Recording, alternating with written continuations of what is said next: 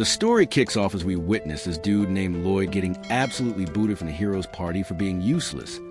But these absolute clowns have no idea that he was secretly the one carrying their sorry butts the entire time. In a flashback, we see this girl named Merlin as she stumbles upon him in the middle of absolute nowhere, and she decides, you know what? I'm gonna adopt this random kid. She starts teaching him magic and shows him how to create fire, but then hits him with the ultimate motivation. If you can't do this, no dinner for you. Nothing says quality education like threatening starvation, right? He somehow manages to achieve it after practicing for the entire day, probably running on pure desperation at this point. But the moment he creates this tiny flame, she immediately blows it out and literally burns him, telling him he still has much to learn. Talk about tough love, more like tough hate. The next day arrives and she's showing him how to use water magic. So he follows her steps carefully and makes some decent progress, probably thinking he's finally getting somewhere, but nope. She dumps water on him because his magic is too weak. After that emotional damage, he tries to redeem himself by making a statue of her using snow magic. Actually pretty impressive and detailed. But does she appreciate the artistic effort? Absolutely not. She uses a statue to literally grab him, telling him that he still lacks power. This woman really said, I'll use your own creation against you, and made it a teaching moment. She becomes sick one day, and Lloyd heals her using the magic she taught him. So she hugs and thanks him for his help. A touching moment. But she immediately continues his training, because apparently gratitude expires faster than milk in this household. After some time passes, Lloyd enters Merlin's room one day, but she accidentally drops a book. So he picks it up like a good student, but he suddenly gets this strange feeling and falls to his knees like someone just hit him with a spiritual sledgehammer. She's surprised that he has the potential to become the chosen one, plot twist, and she kisses his head while he's sleeping, making this somewhat creepy promise to make sure that he doesn't make the same mistakes that she made. Very normal and not ominous at all. The next day, Lloyd grows a fruit using magic and asks Merlin for her opinion, probably hoping for even a crumb of praise. But she grows the entire tree like it's nothing, telling him this is what real healing magic looks like, amateur. At night, Merlin decides it's story time and tells Lloyd that a few people in the beast folk can wield unusual magic to control monsters, and he thinks it's amazing, because of course he does. This kid gets excited about everything, but then he asks her about ancient magic. So she mentions that he doesn't need to learn about it because it went extinct a few centuries ago. Definitely not suspicious or important later. He asks her what a magistone is, probably taking notes at this point. So she explains that it's a crystallization of mana, and it turns everything around it into magistone, which makes him wonder if they can be restored to their original condition. She's probably thinking, why is this kid asking such specific questions? The next day, as Lloyd summons a staff, Merlin straight up hits him, telling him he needs to do it faster. She mentions that he's still inexperienced, so he should never slack off from training, because apparently child labor laws don't exist in fantasy worlds. After that, she takes him to a forest where she gives him a knife and tells him to survive using his magic for a week. Just drops him off like, good luck, try not to die, and leaves. Parent of the Year material, right here. After she leaves, he's immediately attacked by a monster, because of course he is. The universe really said, welcome to the jungle. So he runs away like any sensible person would. And he manages to escape by climbing up a tree, sitting there like a scared cat. He knows he can't defeat monsters using white magic. So he decides his strategy will be to just keep running away from them. Honestly, solid plan.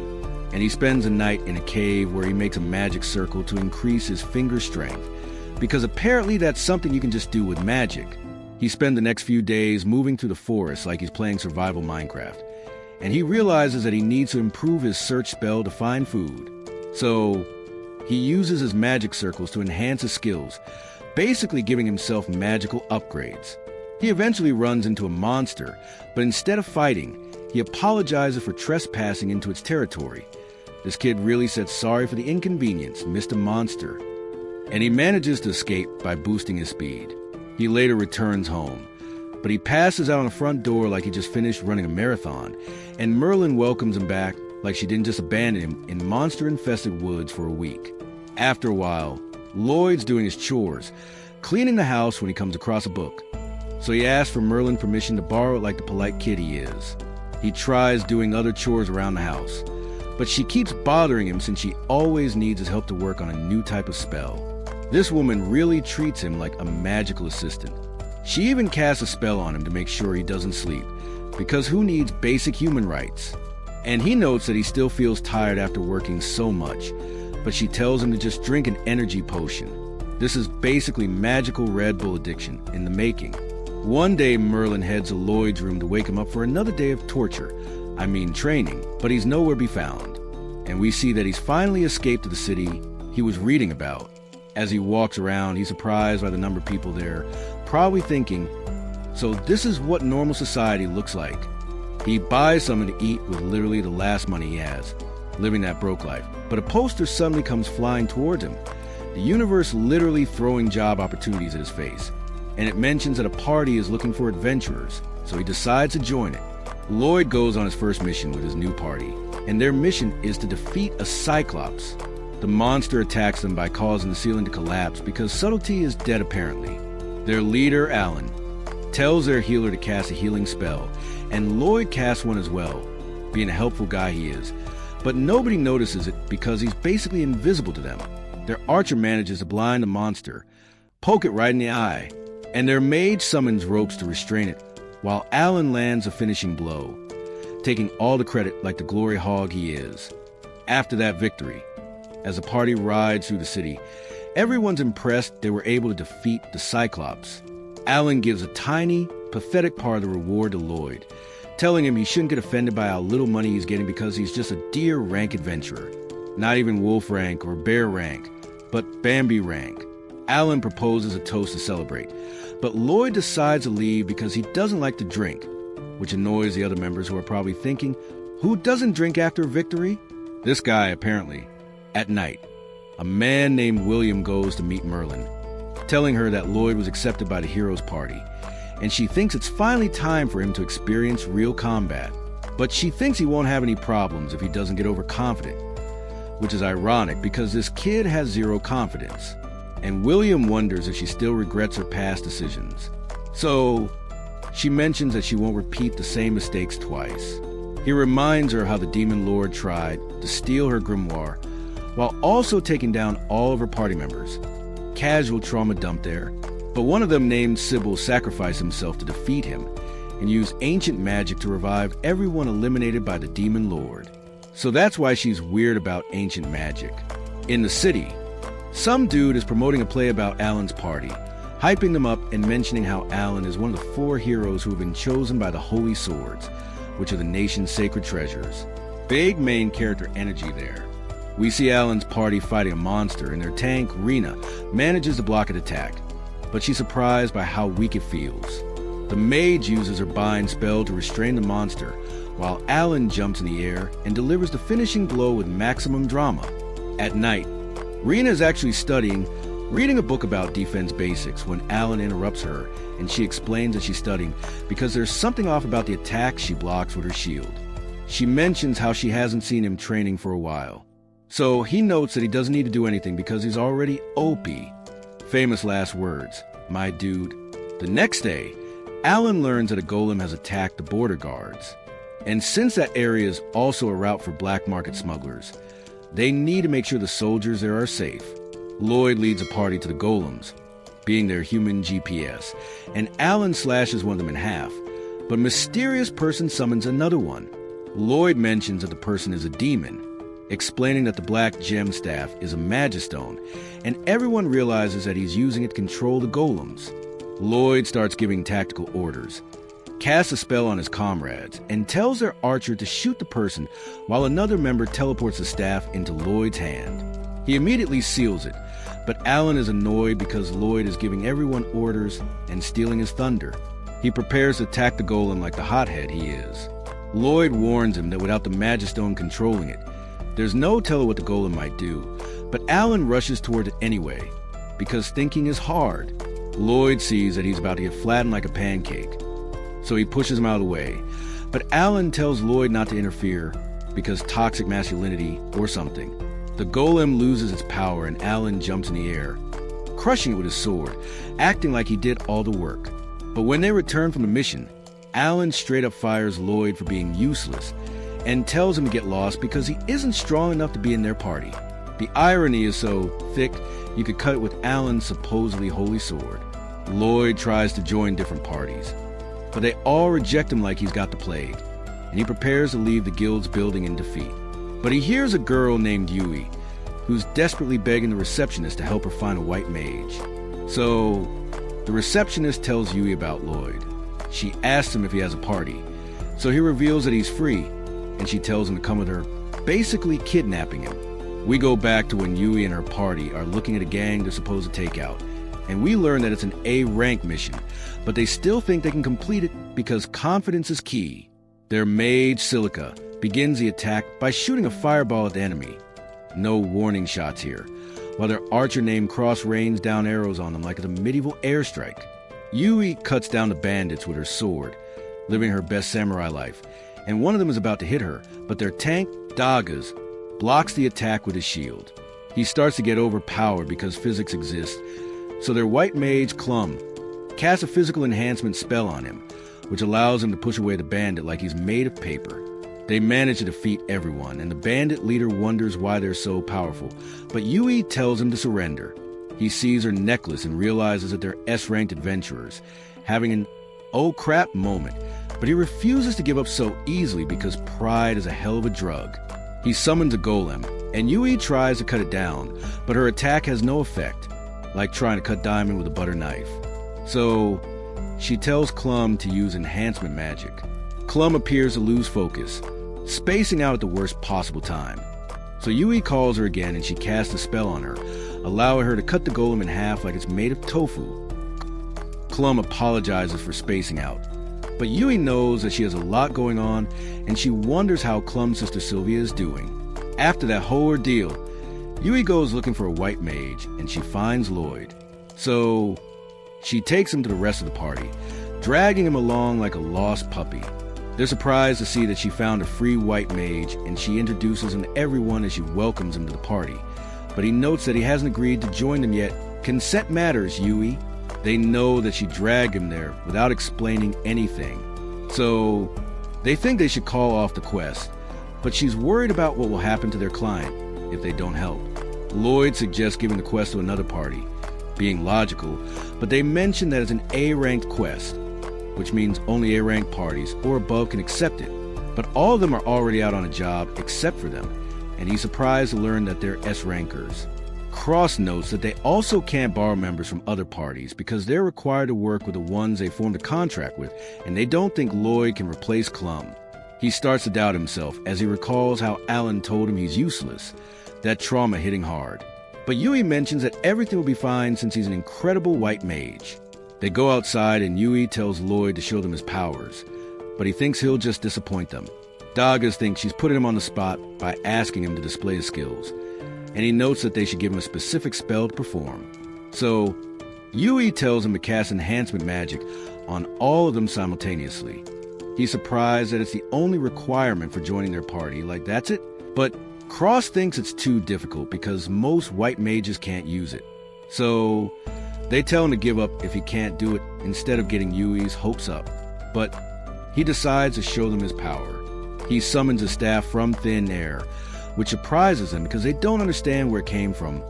Man's got magical inventory, and he casts a spell on them without incantation, not even saying a single word.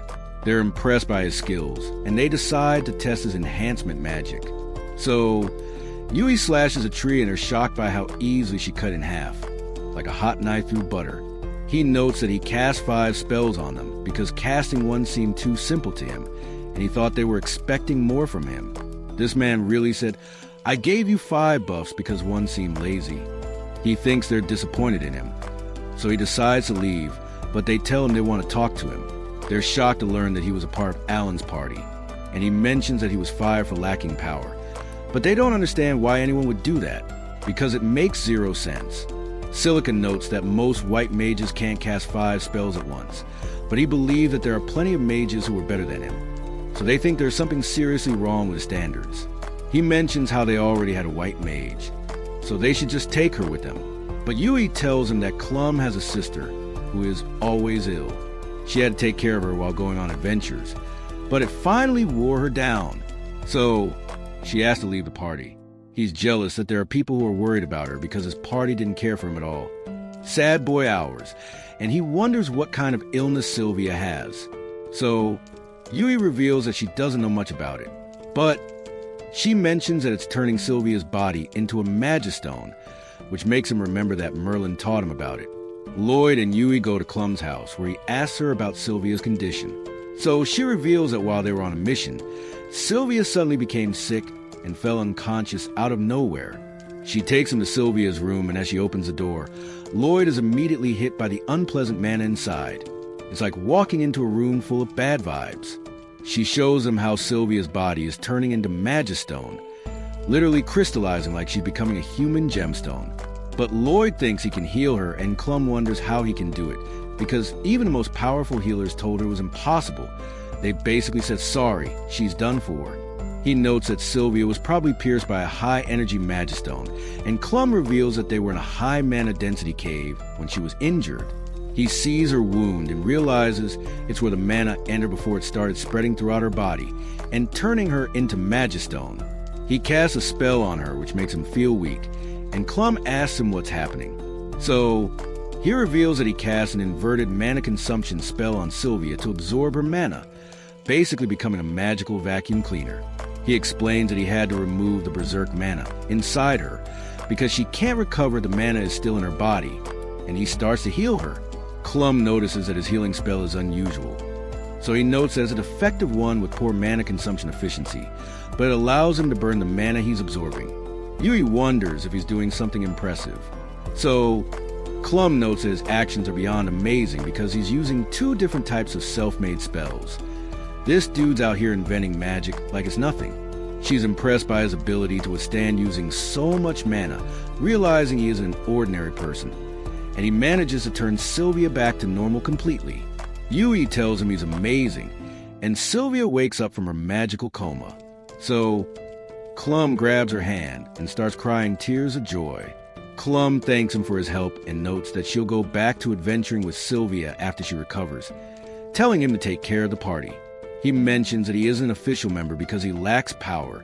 This guy's self-esteem is in the basement, but she isn't sure what he means and tells him to just follow his heart.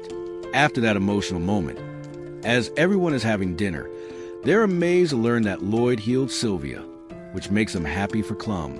Yui thanks him for saving Sylvia, which makes him remember how Alan's party treated him like garbage, and he realizes that her party is different. They actually care. He asks them if he can join them officially, so they all accept him with open arms. And Yui notes that they need to throw a welcome party for him, but they know that she's just looking for a chance to cut loose and party hard.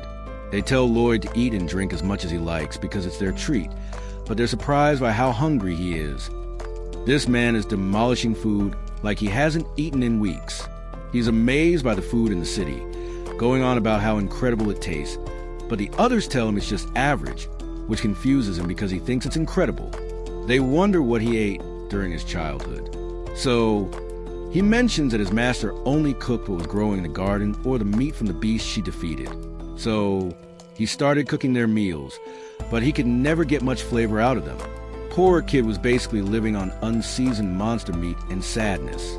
They ask him if his master is also a white mage, but he thinks she's more combat-oriented because there were plenty of explosions whenever she experimented with magic. Silica wishes she had the chance to learn from her as well, and Lloyd advises her against it, which makes him think she must be quite harsh, but he mentions that she could be kind as well, occasionally, when the stars aligned. They're about to start their strategy meeting, but they decide to explain the job to Lloyd first, so that he can understand what they're talking about. Yui mentions that she's bad at explaining things, so she asks Dagas to do it, but he tells her to get her act together since she's their leader. Savage but fair, he notes that their job is to defeat monsters that are tearing apart farms, and Lloyd is confused because he's never heard about monsters from different species forming a pack. That's not natural behavior. Dagas admits that it sounds weird, but Yui explains that it doesn't matter because their job is to help people who are in trouble. Cross notes that he and Yui aren't good at fighting against the pack. So it will be Silica's time to shine, but she thinks she'll also struggle because large area attacks consume a lot of mana. Yui wonders if Lloyd can cast offensive magic, and he mentions that even though he can do it, he isn't as powerful as a specialized mage. More self-deprecation from our boy. Dagas notes that he and Yui will gather the monsters in one place, where Silica can wipe them out while Cross will protect them from the monsters, and Lloyd notes that he'll use his spells to support them. Silica is excited to see him in action, but he tells her she shouldn't get her hopes up, but Yui thinks he should be more confident. He thinks he's weak since he was cast out of Alan's party for lacking power, but Cross prefers people like him instead of those who are arrogant just because they're strong, taking shots at certain former party members. After that planning session, as everyone goes toward the inn, Lloyd mentions that he can't afford to stay there. Broke life continues. So, Dagas gives him a bag of coins, telling him he'll deduct it from his reward for quest. Lloyd promises to work hard to repay him, and he thinks about how everyone in the party is so kind. So he wants to be useful to them. The next day arrives. Dagas praises Yui since she didn't oversleep for once, but she tells him to stop treating her like a kid. She wonders where everyone's bags are, so they note that Lloyd is carrying them using his storage magic, human backpack mode activated, and they're glad they don't need to carry them all the way. He offers to teach it to them, telling them it isn't that difficult, but they need to train to increase their storage capacity. And Silica mentions that she wants to learn eagerly. They start their journey, and as they approach the nation demons, Dagas tells Lloyd that even though the demons are quiet at the moment, there's no telling when they'll try to conquer the continent again. Ominous foreshadowing. They come across an unstable bridge that looks like it was built by someone who failed engineering class. So Yui asks a random question to distract them from how scary it is, and they all start giving weird answers. She tells Lloyd to crack a dumb joke as well, but he apologizes because he doesn't know what she means, telling him it isn't a skill he learned from his master. This kid's education was seriously lacking. Cross tells him that he just needs to say something silly. But seeing how hard he's trying, Yui mentions that it defeats the purpose of why they're doing it. She notes that they came up with the game to keep their minds at ease during long journeys, because staying on the edge wears them down. She asks another question, and Lloyd tries to give a silly answer, but even though he still can't do it right, they tell him he's starting to get it. Participation trophy energy. They arrive at their camp point where Lloyd takes out their bags from storage, and they set up camp. Yui and Silica want to wash up in the river, but Dagas tells them they need to gather firewood and food first. So Lloyd offers to do it for them. Such a gentleman. As he's walking through the forest, he finds a fruit he ate when he was a kid, and he goes to pick it up. Nostalgic moment.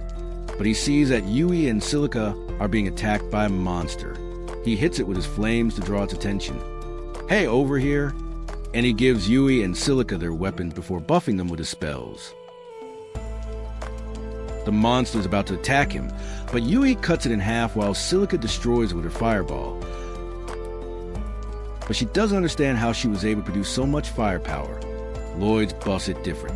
Yui thanks him for his help, but as she gives her sword back to him, her towel accidentally falls off, which makes her embarrassed. Maximum awkwardness achieved. After that incident, they return to the camp where Lloyd shows them how to use storage magic, demonstrating the technique.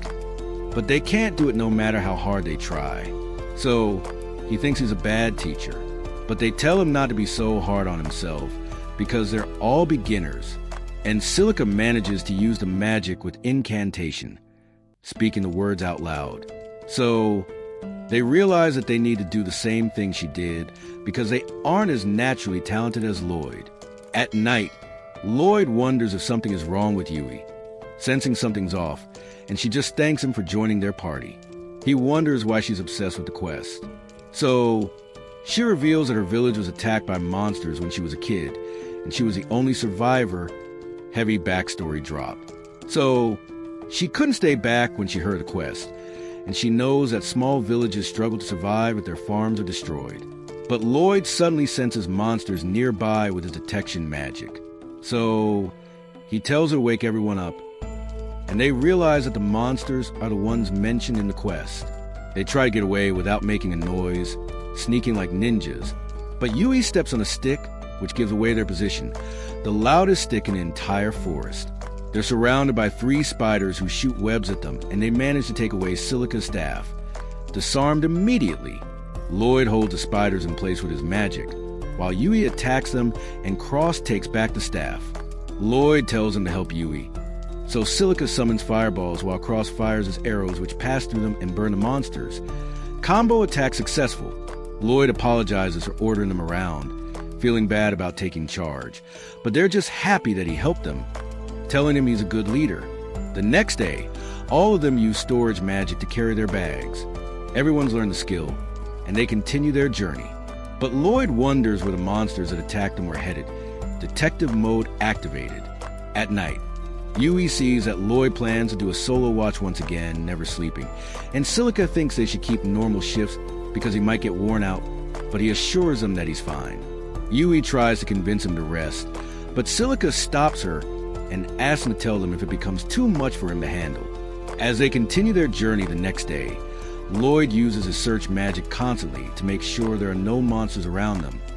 Paranoid but practical, and Yui is surprised that he can even use such magic. She thinks it must be putting too much burden on him, so she wonders if she can help in any way. But he says he's fine, which makes her disappointed. As they rest at night, Yui thinks that Lloyd doesn't trust them, which is why he's doing everything alone. Silica tells her that everyone has their own way of working, and she reminds her how they also weren't that close with each other in the beginning. She thinks there must be a reason why he works so hard and why he isn't confident in his abilities. While Yui is confused because even though he knows so much about magic, he knows nothing about the world, sheltered kid problems.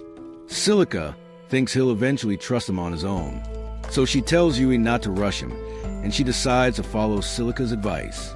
Meanwhile, Dagas asks Lloyd to help him with something, but Lloyd thinks that if he goes with him, there will be no one to keep watch.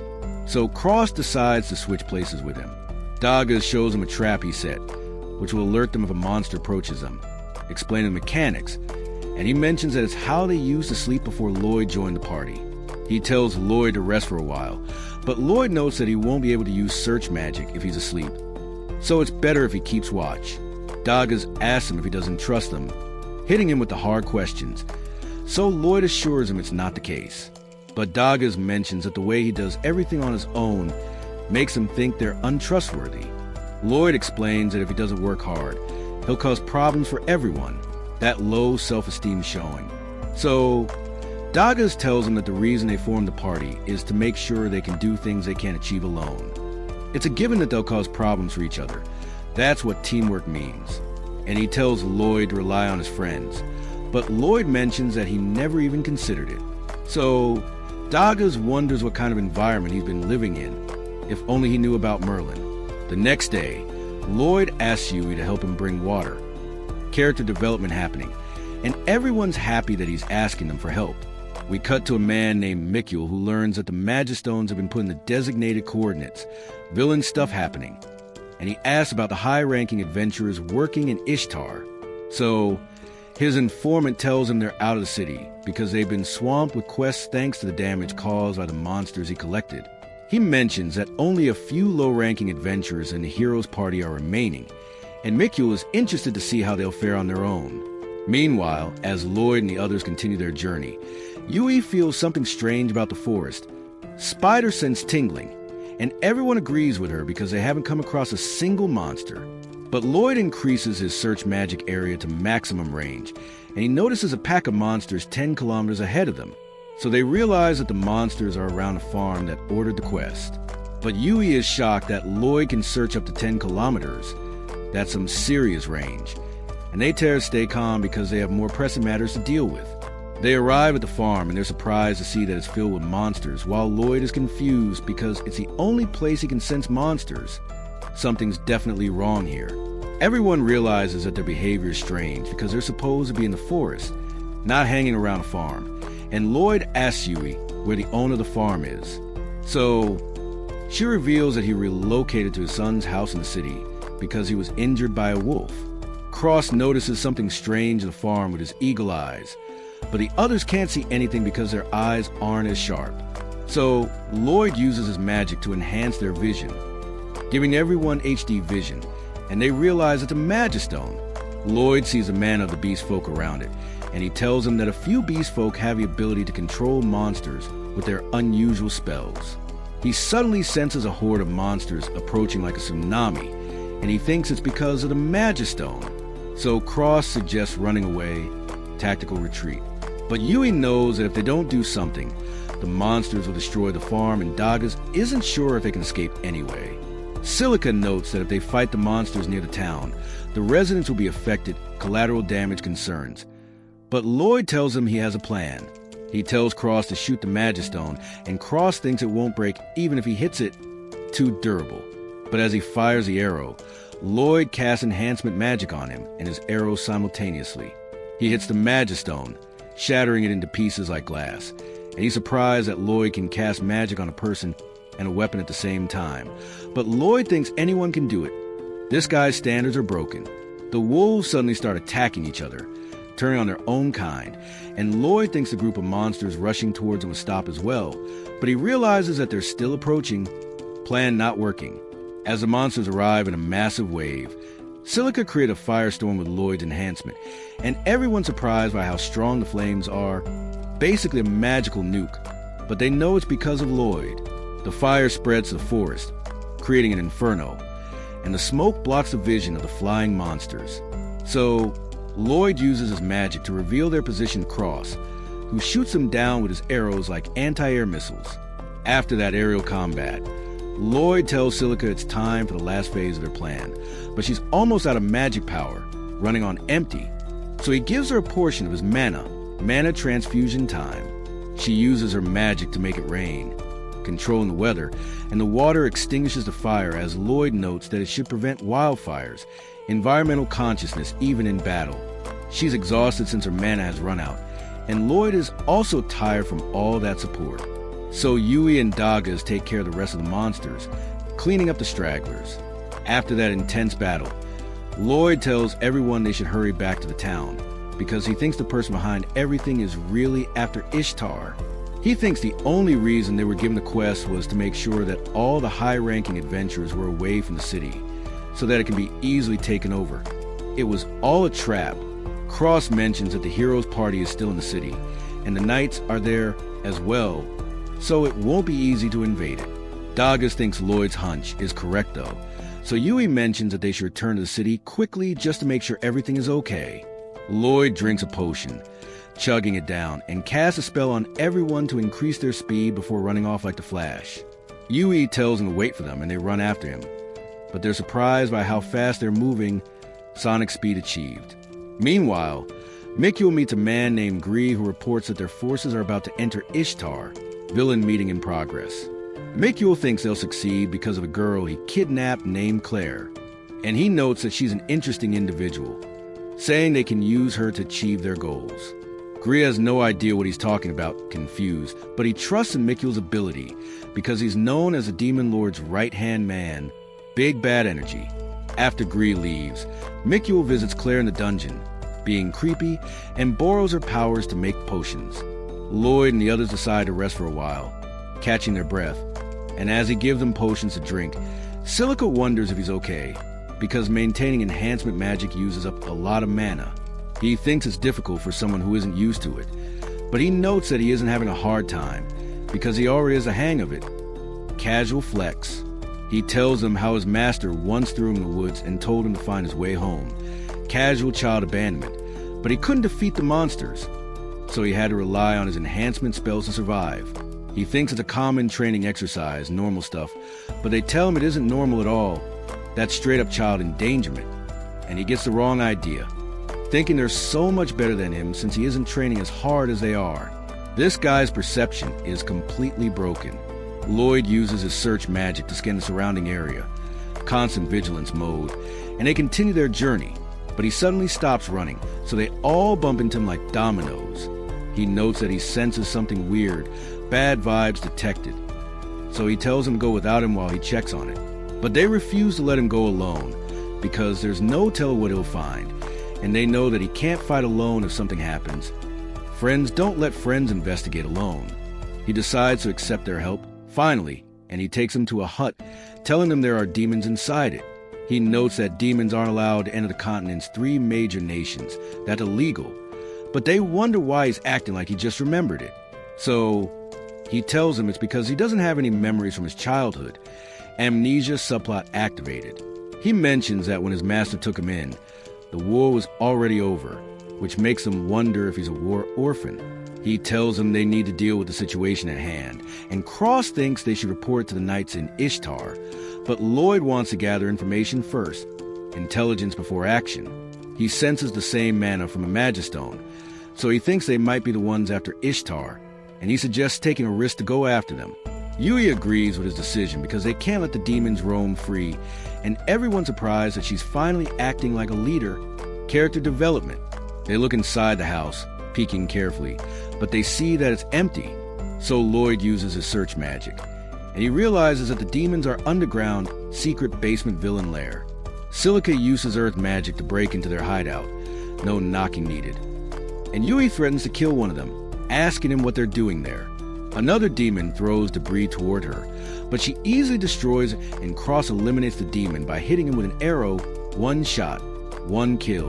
One of the demons manages to get away, and the other 2 try to stop the party. But Cross hits them with his arrows while Yui finishes him off. Teamwork makes the dream work. The last demon makes cocoon around Claire and tries to run away with her. Kidnapping in progress. But Lloyd and the others catch up to him, and he realizes that he can't escape. So he tries to attack them with his lightning, desperation move, but Lloyd deflects it and it pierces the demon's heart. Uno reverse card activated.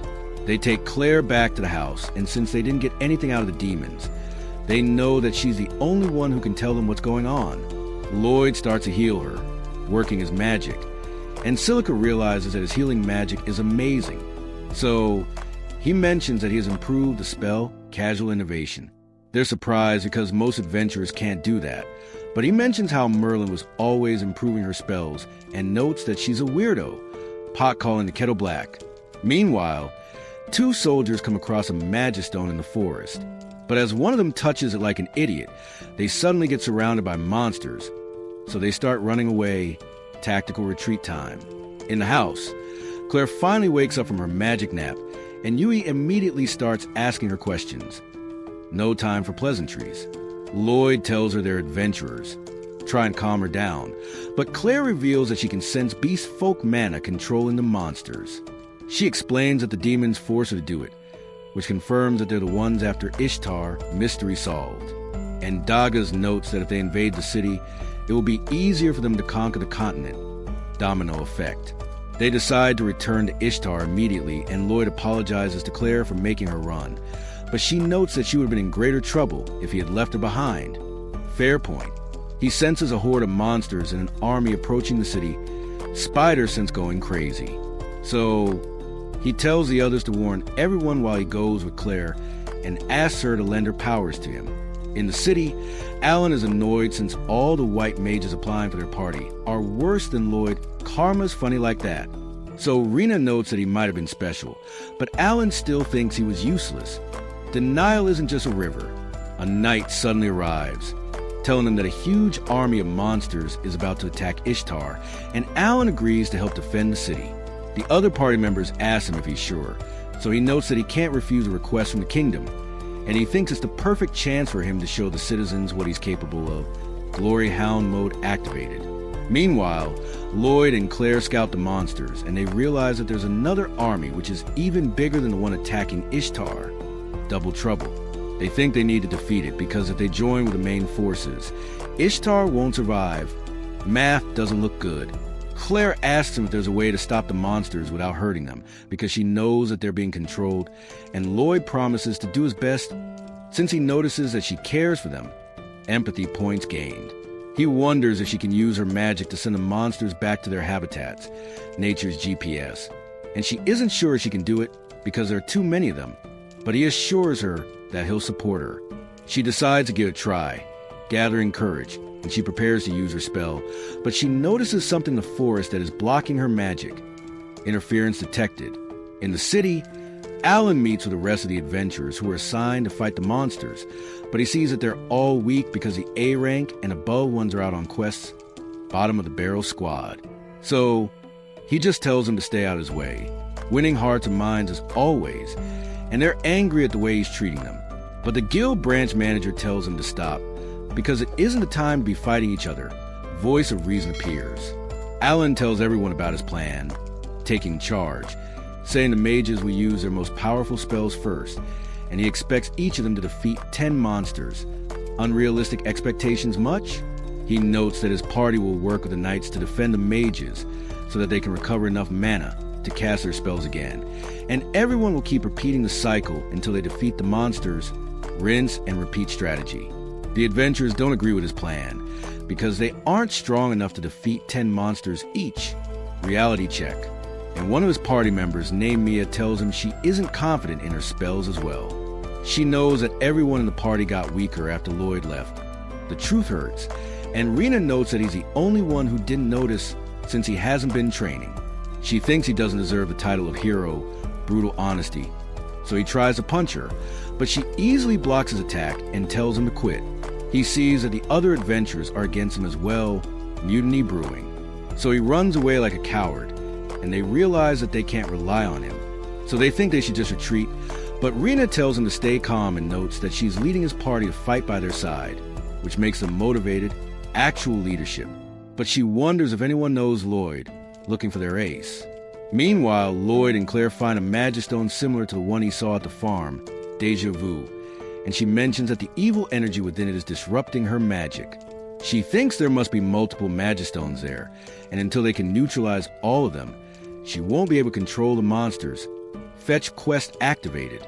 He asks her if she can sense the magistones, and she reveals that she can only do it if they're close to them. So he uses his magic to expand her senses, sensory upgrade. He also uses concealment magic to turn them invisible, so that they can easily neutralize the stones.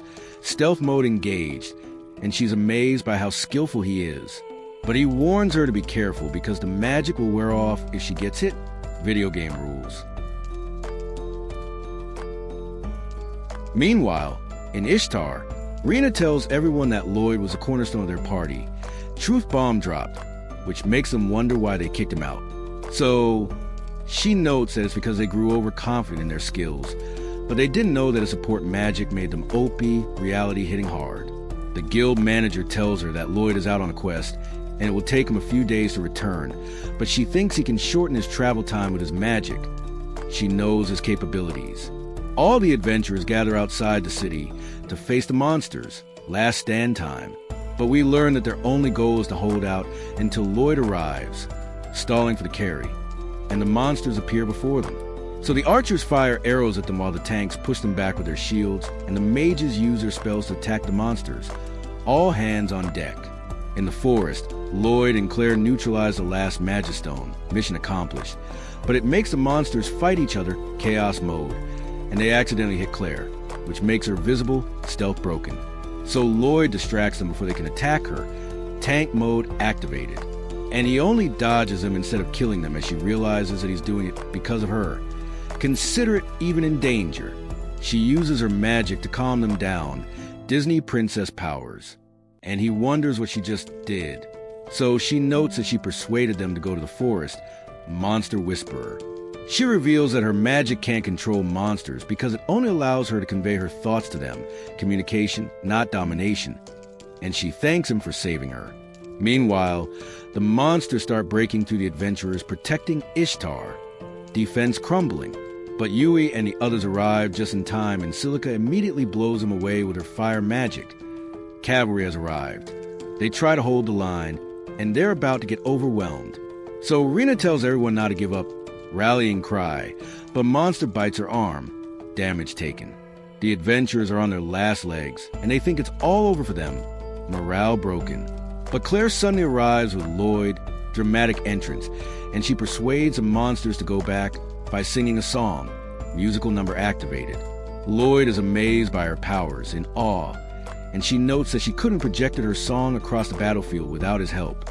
But he tells her that even though he supported her, it was her magic that saved everyone, giving credit where due. She tells him her real name, trust established, and he knows that she's here for a reason, but he doesn't have time to ask her about it because a group of golems is approaching the city. Round 2 incoming. We see Mikul looking at his map, villain monitoring, and he thinks Ishtar has already fallen to the monsters. But a man suddenly appears, messenger arriving, and he notes that they've received a report from the front line. Mikul thinks Ishtar has been captured, but the man reveals that the monsters are scattered, and Mikul can't believe his plan isn't going well. We return to Lloyd as Claire reveals that she can't talk to the golems. They're not alive, and he uses his search spell to scan the area, realizing that the adventurers are gathered outside the wall. So he tells Claire to run as he uses his enhancement magic to increase their speed, and they dash past the golems to reach the adventurers. Sonic mode again. They jump past the trenches, parkour style, and the knights think he's amazing, wondering if he used enhancement magic. Obviously, he joins up with the others, and Dagas tells him the monsters are retreating. So he explains that it's all thanks to Claire, giving her credit, but he notes that they still need to deal with the golems. He suddenly falls to his knees, exhaustion hitting. So everyone realizes he's running out of mana, but he notes that he'll be fine, reminding them that the battle isn't over yet. The guild manager wonders why he's with Claire, confused about the princess, but Lloyd tells him to look after her.